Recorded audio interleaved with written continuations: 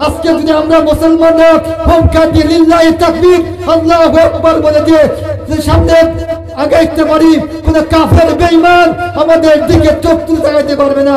কথা বলেন ঠিক কিনা? আমাদের ঈমান এতটা মজবুত না, আমরা ঈমানদার বলে দাবি করি কিন্তু আমাদের ঈমানি হালত আমাদের মধ্যে নাই।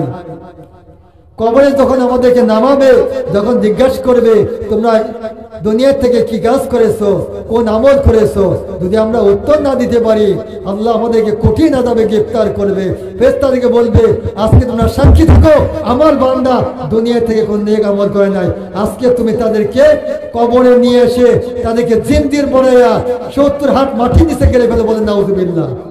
নিজেদের আমলকে নিজেরাই নষ্ট করে ফেললো।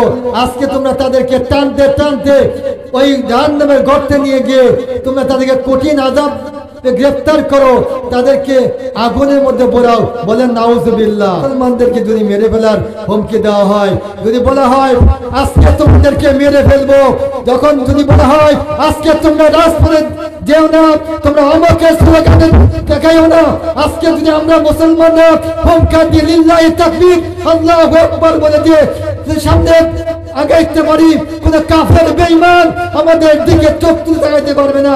কথা বলেন ঠিক কিনা?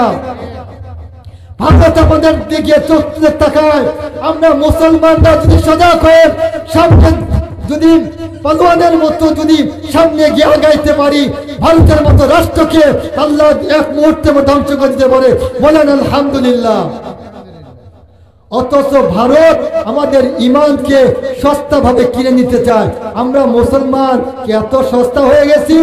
যদি বাংলার আকাশে বাতাসে যদি কোরআনের পতাকা পথ পথ করে উঠতে থাকে, কোন দিন মুসলমানের ঈমানকে কখনো কোন রাষ্ট্র কমের মধ্যে মুসলমানদেরকে ধ্বংস করতে পারবে না, পারবে না, পারবে না। কথা বলে ঠিক কিনা?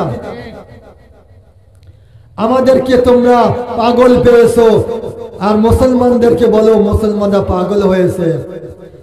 মুসলমানরা পাগল হলে মুসলমানদের ঈমান হলো তরতাজা, হলো শক্ত জাতি, তারা হলো নরম জাতিকে দেখে ভয় পায় না, তারা বীর বলবান, তারা কখনো আমলকে ছেড়ে তারা কুকুর শুকুরকে ভয় পায় না।